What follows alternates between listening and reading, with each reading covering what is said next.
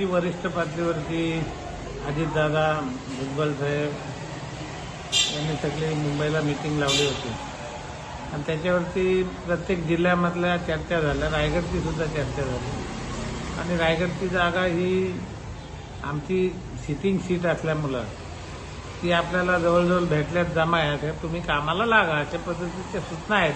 फक्त आता महायुतीमध्ये असल्यामुळं जोपर्यंत तिकीट डिक्लेअर होत नाही तोपर्यंत असं डायरेक्ट बोलता येत नाही. पण ही सीट आमची जवळजवळ पक्की झालेली आहे.